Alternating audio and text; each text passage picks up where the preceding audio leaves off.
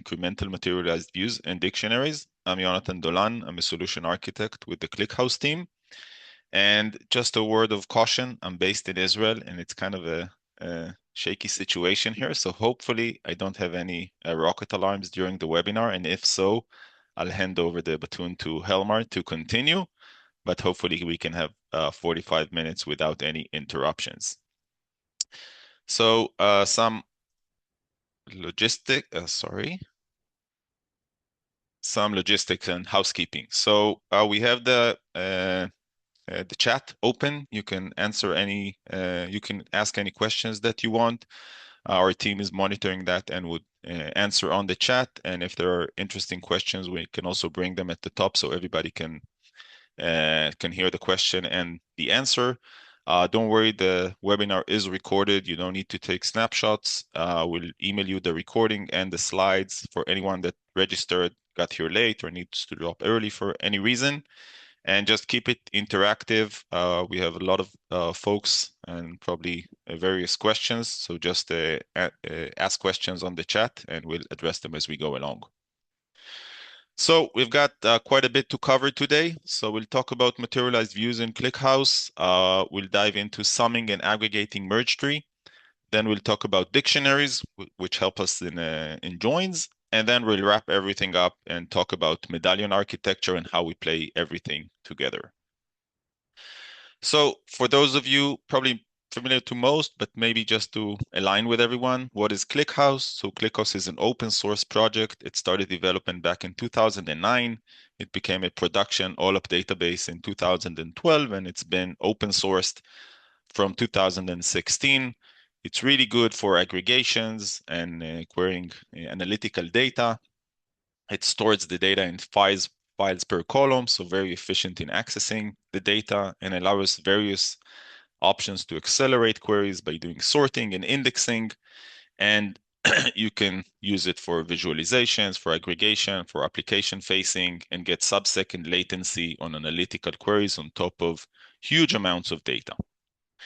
ClickHouse is super popular within the open source community. So you can see on the left-hand side the popularity. I just checked this morning. It's actually crossed the 46,000 GitHub stars. So very, very popular open source project, actually more popular than Spark, which is a very popular data engineering project. Over 1,600 contributors to it, and you can see the comparison to other data-related projects. And on the right-hand side, you can see companies that are using ClickHouse and trusting their analytical use cases with ClickHouse. So big names such as Walmart, NVIDIA, Netflix, Microsoft, Anthropic, and others. So let's go into materialized views, which is what we came here today. So ClickHouse supports two types of materialized views. The classical one, which is refreshable materialized views, which is what you probably know from other data warehouses. These are time-based trigger. So you want to run a refreshable materialized view every hour, every day, takes the data that was accumulated in the previous time or the full table and calculates a materialized view, a downstream table of the data based on the logic that we've built. But our focus today is on incremental materialized view, which are basically insert-based triggers. And we'll talk more about it and explain what's the value of them and how we use them. And it helps us achieve a faster time to insights. So what is an incremental materialized view? So an incremental materialized view is an insert trigger that transforms the data as it enters the database, and it persists it to a target table. So in a traditional database, we have a snapshot or a refreshable materialized view. It stores as static results. So you run the query periodically, you do a refresh of the data, and then you have, let's say you do an aggregation to an hourly level. So you have the data aggregated to an hour, and if additional data comes in, you need to recalculate that hour. So if you've got late arrivals or backfilling of data, you need to rerun the schedule, the refreshable materialized view to calculate that aggregation to an hour. But ClickHouse supports that mode, but it also supports the incremental mode. So it automatically updates the downstream tables based on every insert that is done to the base table. It calculates it only for the new data, so it's efficient. It doesn't need to go and look at the entire historical data. and basically allows us to have already ready data to query in a downstream table. So trading off compute on insert with compute on read with compute on write, and it's extremely efficient. So this is a visualization of basically how it works. So we have an insert into our table, to our source table number one, but we also do kind of like a select from this insert with a syntax of a query, and we push it to a target table.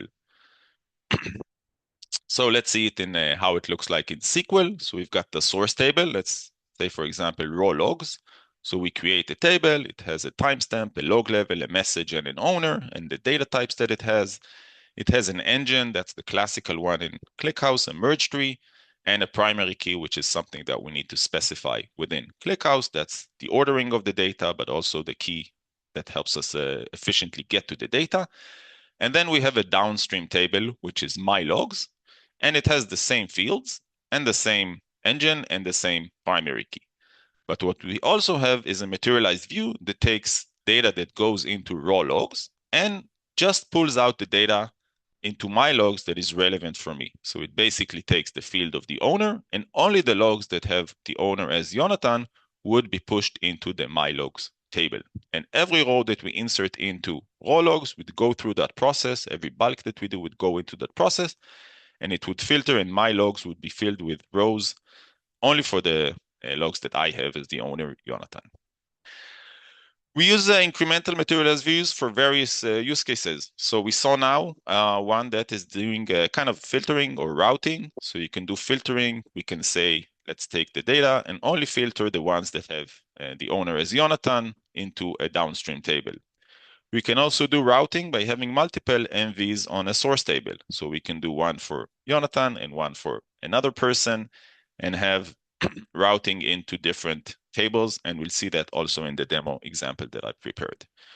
But we can do stuff that is more complex. We can do transformations on the data. We can do cleanup. We can parse JSONs. We can cast fields.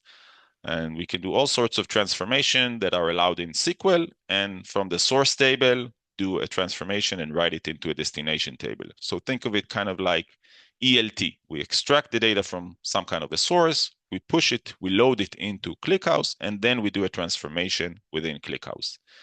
And then we can also do rollups, and that's really cool. So it's not just standard transformations. We can also do aggregation, summing, all types of aggregation. So average, median, unique, percentiles, all sorts of aggregations that we can do, and materialized views, incremental materialized views support that.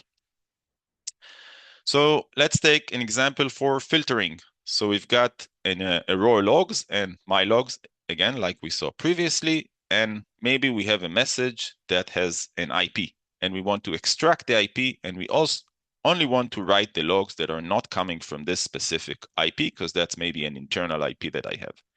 So I create a materialized view, I create a CTE, so extracting from the message the IP, and then I have my query that pulls timestamp, log level, message, and where IP is not equal to 10, 20, 30, 40, that would be pushed into my logs.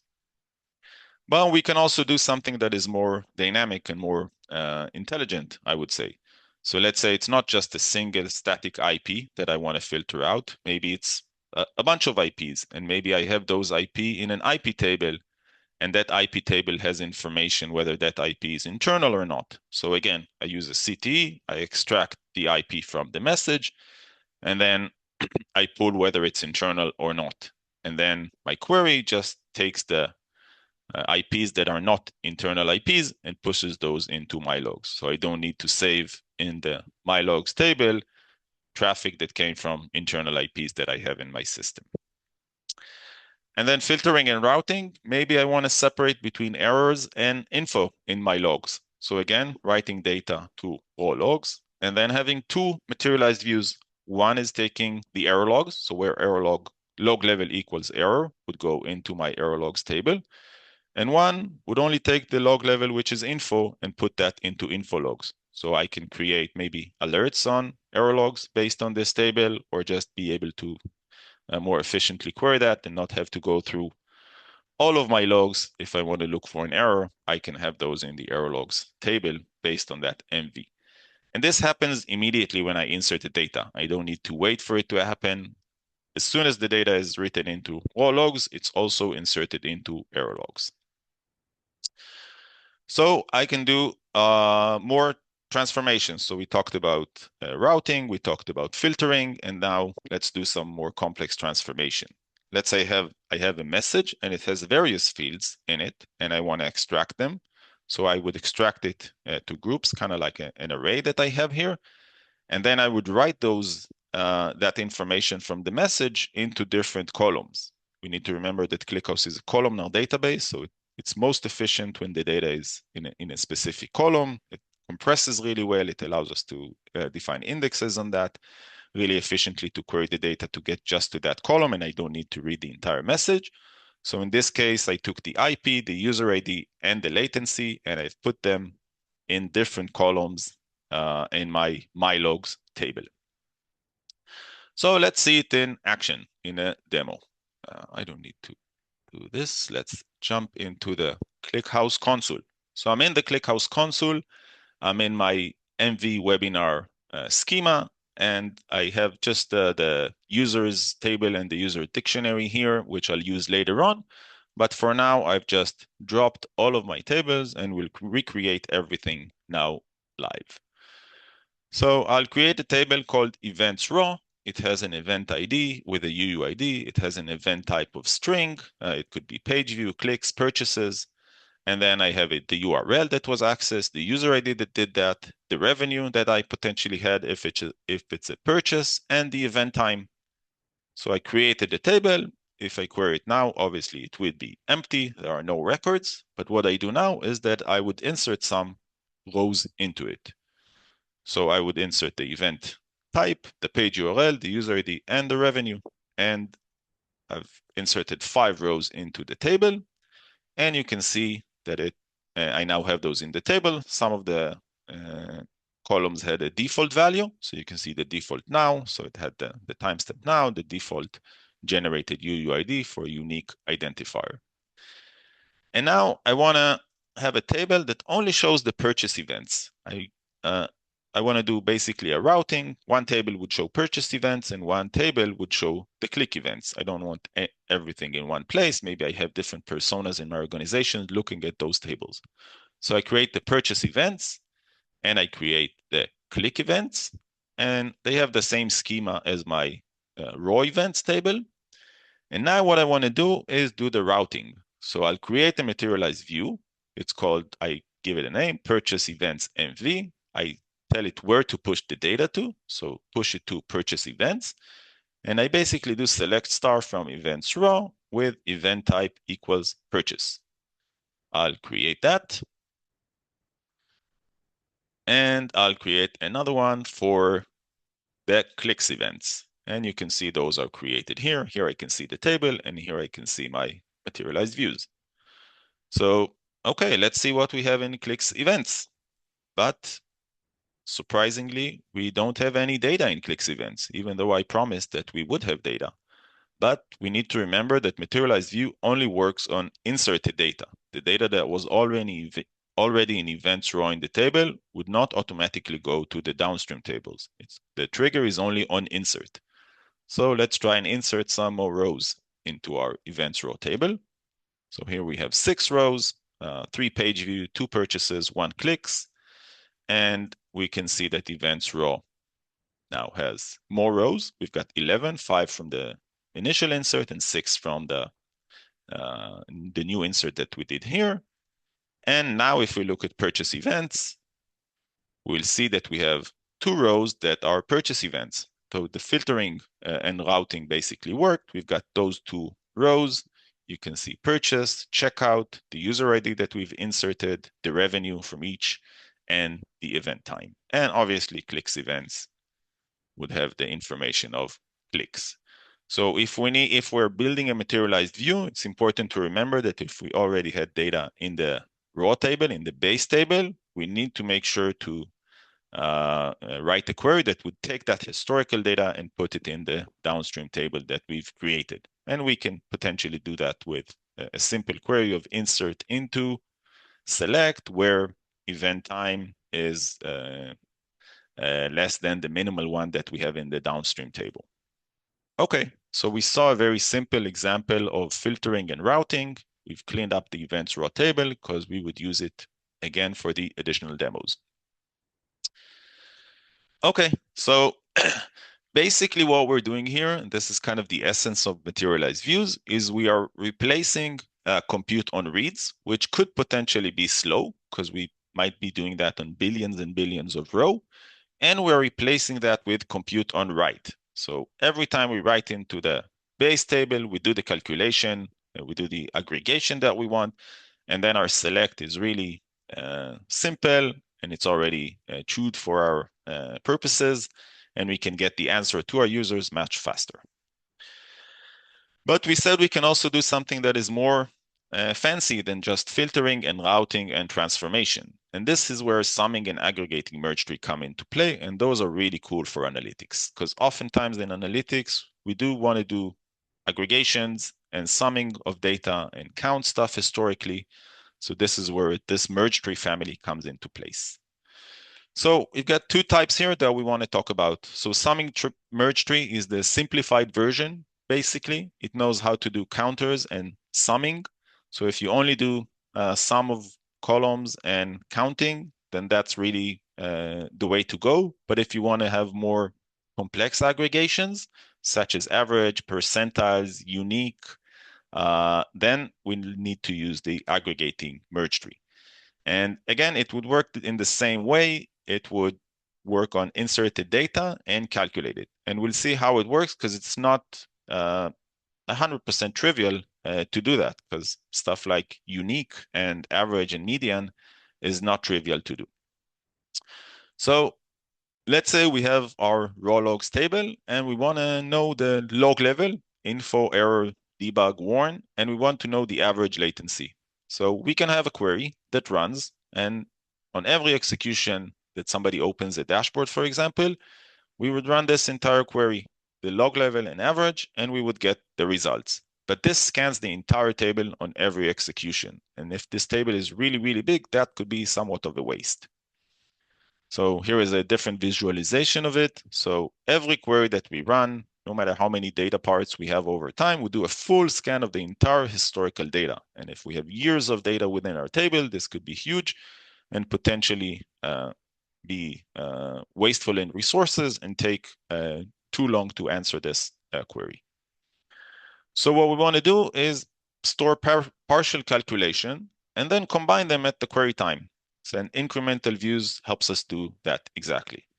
So let's create a table that would store the average latency. It would have the two fields that we wanted, the log level and the average latency. And note this is a merge tree table. We don't need all the fields that we had previously because we only want the log level and average latency. And then we'll create a materialized view that feeds into this merge tree table. So create materialized view, logs MV to TT average latency, and we'll choose the log level and the average latency from raw logs, and we'll group by the log level. So let's see how it works when we have data coming in. We've got raw logs, data being inserted, and we're running that aggregation and saving just a small portion in the TT average latency. And more data is coming, and it's basically bounded by the cardinality that we had. So warn, info, error, etc. So we, by design, make the data significantly smaller in the TT average latency. And then maybe we have a bigger chunk of data that had more unique levels. So this is slightly bigger, but still a very small compared to the raw data, which could be millions of rows that we've inserted into the table. And as time goes along, we've got more parts that are holding the TT average latency over time. ClickHouse would merge them in the background, two bigger parts. So what we need to do now to query that TT table is do the log level and average latency. And this would be our new query. So log level and average of average latency from TT average latency. But all of us that learned math know that actually the average of averages is is not the average of all of the numbers that we have. And let's look at an example of how it looks like. So let's say our first batch inserted 6 values. So we had 0, 5, 10, 10, 15, and 20. Our average that was saved in the downstream table shows these 6 value, and the average was 20. And then our second batch inserted 20 and 20. And in our target table, we have average of 20. So 10 plus 20 divided by 2 is 15. But that actually is not the average of those 8 values. The average of those 8 values is 12.5. So this is fundamentally wrong to do it this way. Luckily, aggregating merge tree is doing it in a different way and helps us make sure that we get the right results. So instead of saving just the numeric value, we keep what we call a state. And that basically, in this case, would save the values, the average value, and also the number of numbers that we get, the number of measures that we had. So let's see what it saves. So we insert 6 value. We have the MV that calculates the average. We don't only save the average, which is 10, we also save the number of values that we had. So that's 6 in our case. And in the second insert, 20 and 20, we got the average of 20 and 2 events that we had. So now we can do a calculation that is accurate. So we've got 6 times 10, these two numbers, and 2 times 20, and we divide it by 8, 6 plus 2. And in this case, we get the right results, which is 12.5. And this is how aggregating merge tree works. So let's jump back to our demo and see how it works. So we'll do summing merge tree, and then we'll also look at, maybe I should make this a little bit bigger. Okay, so we'll do summing merge tree, and then we'll do aggregating merge tree, which is more complex. So in this case, I want to create an hourly metrics table. So it would contain the hour and the page URL, the page view, clicks, purchases, and revenue that we have. And it will be aggregated to an hour. So this is our materialized view. You see it's a little bit more complex than what we had previously for routing and filtering. So we'll do to start of hour. So every hour would be aggregated to the beginning of the hour. We'll have the page URL. And then if it's a page view, we'll count it as a page view. If it's a click, we'll count as a click. If it's a purchase, we'll count it as a purchase. And if it's a purchase, we'll also sum up the revenue. So we'll create this materialized view. And now we'll insert data into our raw table. So we've got a few page views, 1 click, 2 purchases. And let's see that we have the data within events raw. And you can see I have those 7 rows within my events raw table. And if I look at the hourly metrics, then you can see that for 9 a.m., which is the current UTC time, I have 1 row for about, 1 row for blog, checkout, and then widget 2 and widget 3. For purchase, checkout basically, you can see that I have 2 purchases. So those became 1 row at 9 a.m. and the sum of the revenue. So we had 249 and 59, and you can see that the revenue here is 309.89. Let's now insert more rows into our table, and I'll run this twice. And you can see that I would have, for checkout, for example, I have here 3 rows. So I have the previous one that we saw just now, but I have 2 more for the this event that I had, the purchase event in checkout. So 1095 and 1095. So what happens is in the background, ClickHouse would merge those parts together, and eventually in an asynchronous way, this would merge into 1 row. But when we query this table, we don't want to wait for that potentially to happen. We want to get the final results, so we can do an aggregation ourselves. So we can do a select, hour, page URL, and then sum on revenue. But we can also use this hint word final, which basically gives us the data after the final asynchronous process runs. So this would run, do a kind of the merge on query. So now we have the checkout. When we use final, you've got 4 events here and the revenue of the total that we had previously, plus the 2 inserts that I had now. So this guarantees that we get one result based on the key that we've defined for the table. Okay, so we saw a simple example with summing merge tree. Let's take that to the next level and use an aggregating merge tree. So we'll truncate the events raw table again, and we want to create a hourly unique visitors. So we don't want only we want something that is more complex than just calculating sum or count. So we'll create the hourly unique visitors table, and we'll create the materialized view, hourly unique visitors MV, that would feed into the hourly unique visitors. And what you can see here, let's run this, that I have a quite a unique processor here. So I'm using unique exact. You can use unique or unique exact. Unique is an approximate, and unique exact is exact. It's not an approximate. It requires more memory. So if you're good with something that is approximate, you can use just unique.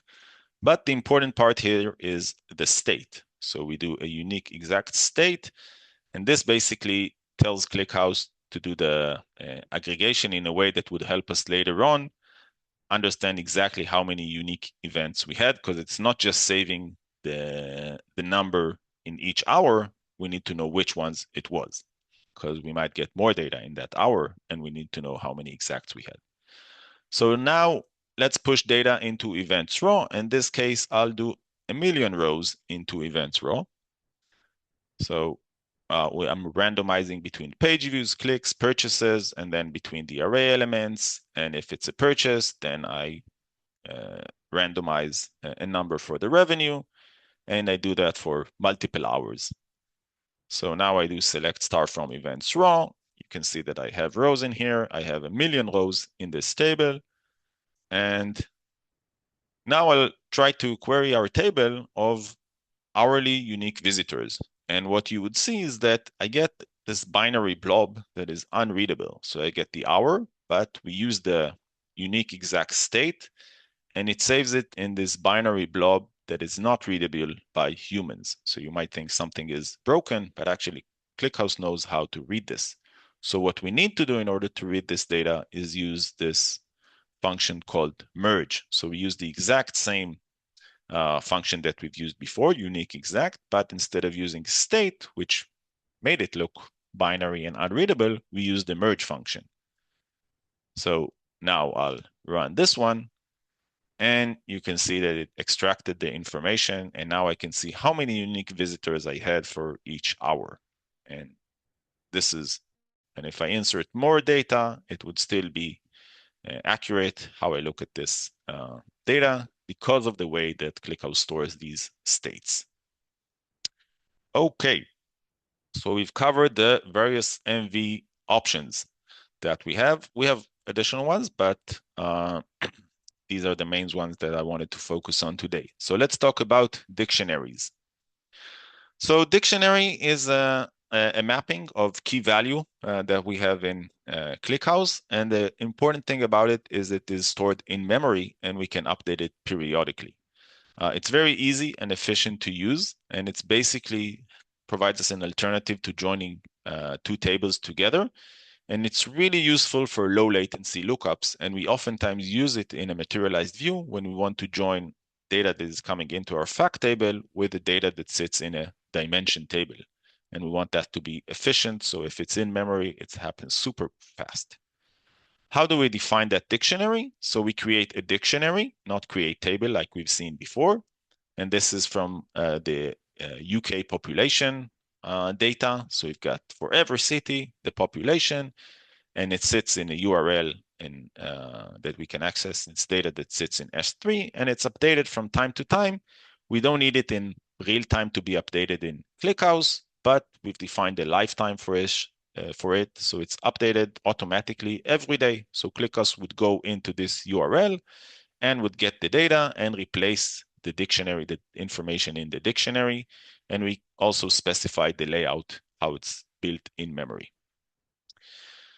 So we can use that to perform a join. So let's say we have the UK price paid, which is a data set that we oftentimes use in demos and training. So we have the time, the average price, and the population. and the average price comes from UK's price paid, and the population comes from UK population. And we join based on, here it's called town, and here it's called city, and you can see different cities, Flint, Northwood, and you can see the average coming from the price, UK price paid, and the population coming from the UK population. But when we use a dictionary, there is a way to do it even faster. So not doing join, but using the function dict_get, and we basically tell it which dictionary to use, which field to get, and then based on which value. So in this case, we're not using join, but we're still basically joining the UK's price paid with the UK population that sits in memory. And we've got the town, the average, and the population. Weirdly enough, some of those cities have zero population, but that's the data that we have in the UK population that sits in S3. And this would be a faster option than doing the join. So let's go back to the console and see it in real action. So we've got the users table and the users dict that I've defined before. And first we'll do a join with a table. So we'll do to start of hour, country, is premium. So the users data that we have is based on the events raw that we saw. We had a user ID, and now I have some information about the users, which country they're in, are they premium, etc., etc. So we'll do events raw, and we'll join it with users, and we'll go by the hour, the country, and is premium. So let's do this join. And this join took us 49 milliseconds. It read 1 million rows, and you can see the hour, the country is premium, unique users, and events. And now we can do a join with a dictionary. So again, we're just, instead of joining with the users, we're joining with the users dict. And this one was actually slower, unfortunately, but that's the nature of a live demo. So this took 208 milliseconds. So if I run it again, then it's 36 milliseconds. Well, we said the best option is actually to use dict_get. So that's the way to use a dictionary in the most efficient way. And hopefully this would be faster, but maybe our data set is not big enough to show that value, but it actually is faster. So you saw the previous one was 36 milliseconds, and this one is 33 milliseconds. So a dictionary really helps us in joining data sets, and we can have a dictionary with millions of rows potentially. We need to monitor how much memory it takes, but it's a very efficient way to do joins with dimension tables. Okay, so let's try and wrap everything up and talk about the Medallion architecture and how we use materialized views and dictionaries with a Medallion architecture. So a Medallion architecture for people in the data engineering space, it's quite known and familiar. We've got a bronze, silver, and a gold layer. And oftentimes we have data that sits in an object storage like S3, and we've got data coming from streaming systems like Kafka or Kinesis. And we've got an engine that processes this data and open table formats such as Iceberg or Delta Lake that we store the data in with Parquet files under the hood. And we need some kind of an orchestration system such as Airflow to orchestrate our jobs. So when we have new files coming into S3, we need to process them. When we have data coming from Kafka, we need Spark to read them, to write it into bronze, then move them into silver, which is more cleaned and enriched.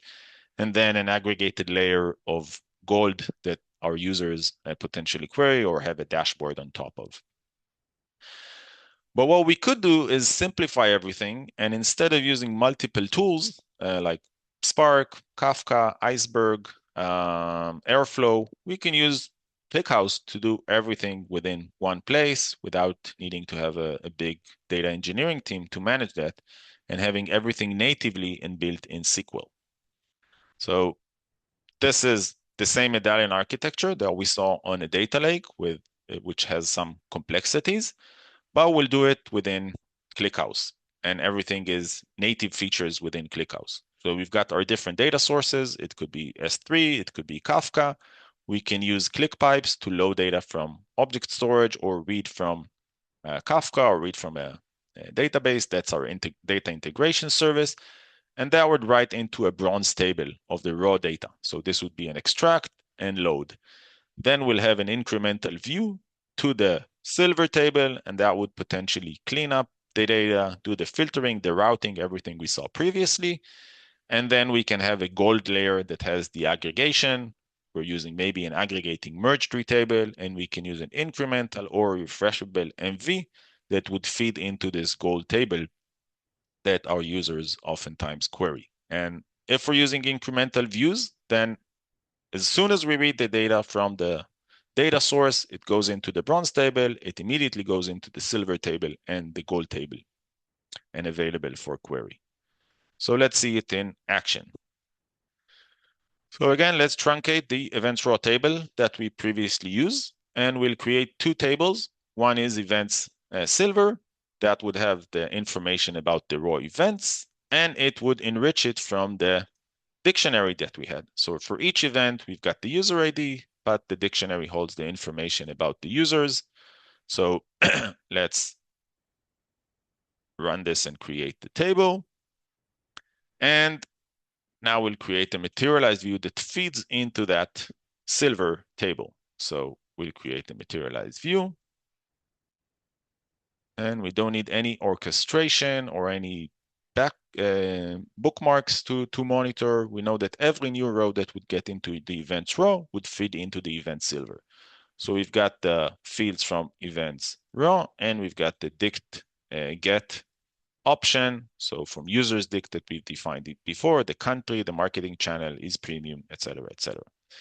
And then we also want the events gold that would aggregate it to an hourly level. So in this case, we'll use a summing merge tree, and it would be based on the hour, country, age, is premium, and marketing channel. That's our key that everything would be combined into.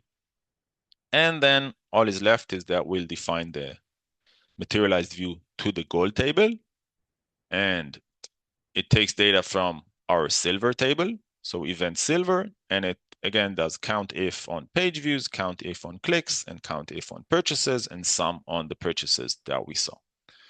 So events row is empty because I think we cleaned it up. And now we'll push 1,000,000 events into our events raw table.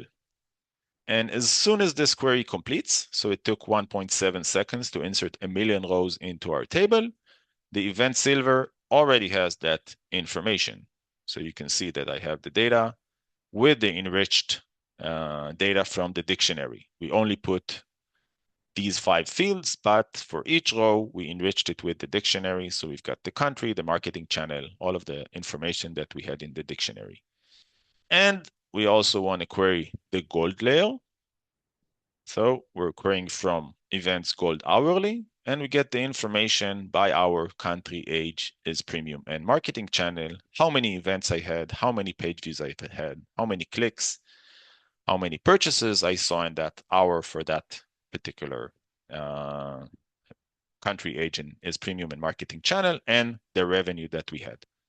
So we were basically able to achieve a Medallion architecture with SQL only and no orchestration, and significantly easier than managing everything in a lake potentially. So now we have tools that can solve us for low latency by pre-computing the data on insert. So we saw as soon as I put the 1,000,000 rows in the events raw, it was already available in silver and in gold for us to use.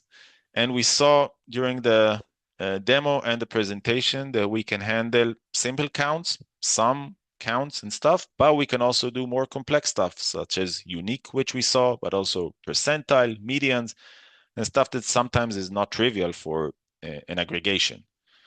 We can do powerful data transformations on the fly. We've used lookup tables. We've used a dictionary basically for that. And we basically used joins using a dictionary. But at the end, what we get is faster queries on top of the gold and silver layer potentially, which means happier users for us and more powerful applications that we can build. So if you enjoyed the demo, or we ran through it pretty quickly, but you want to replay it and kind of test it in your own environment, you can scan this QR code. This is the URL, and you'll get to a GitHub repo with all the different queries that you can run. I've made slight variations, but it has the same information, basically, playing with dictionaries, with materialized views, with the summing and aggregating merge tree. Feel free to ask any questions. Helmar, I know, has been picking up questions on the chat, and maybe we'll invite him to read those out loud and kind of provide answers to everyone for the important and interesting questions. I do want to let you know that if you want to try ClickHouse Cloud, we've got a 30-day trial. You can scan this QR code or go to our website or go to this URL.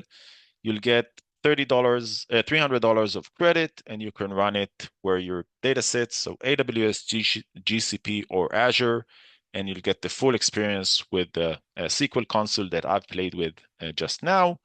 And I also want to let you know that full text search, which was just GA'd in version 26.2, which is the February version in 2026, 26.2.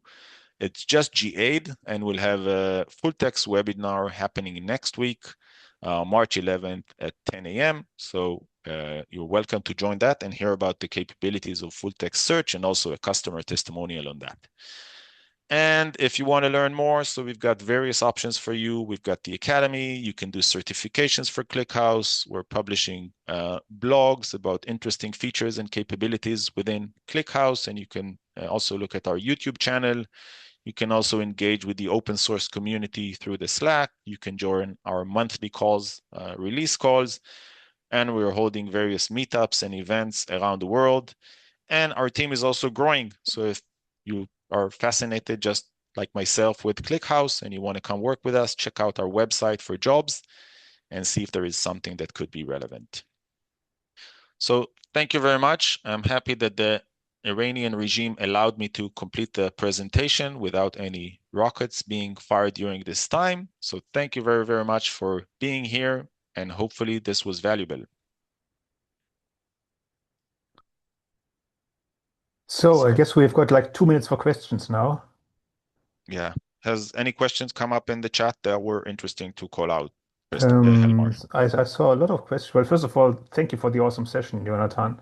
I saw a lot of questions that were around having a medallion architecture, having a replacing merge tree, and then a materialized view. The general answer, and the second, what also came up a few times is, do we handle updates and deletes in the incremental materialized view? The answer is we don't.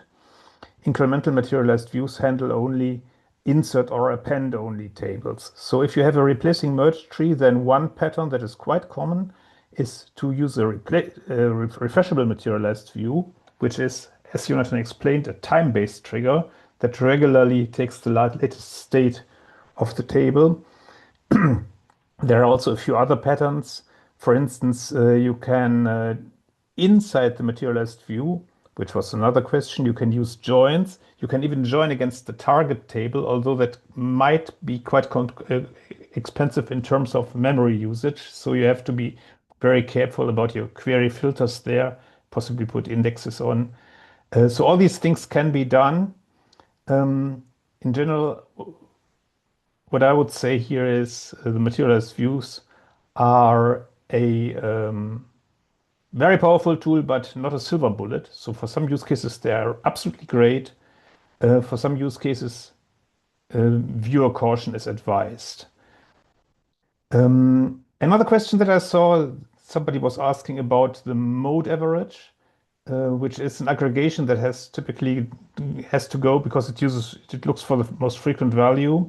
There's an approximate top K, but in general, that also boils down to having intermediate state in the aggregating merge tree. A lot of times, for instance, if you want to have something like a median or a quantile or a distinct count, you can keep intermediate counts and aggregate further based on an aggregating merge tree table. So these are the two most common things. The third one is resource usage, and there, well, it's a bit out of the scope of a webinar like this because the answer is it depends. How much compute power, how much horsepower do you need to supply in order for your materialized views to run? We've got customers that are running hundreds of materialized views off of one single table, but of course, Each of these is a query that runs on every insert, and your database needs to be sized accordingly. Yeah, last, the question, can we have the recording? The recording will be sent out within a day of this meeting to everybody who registered.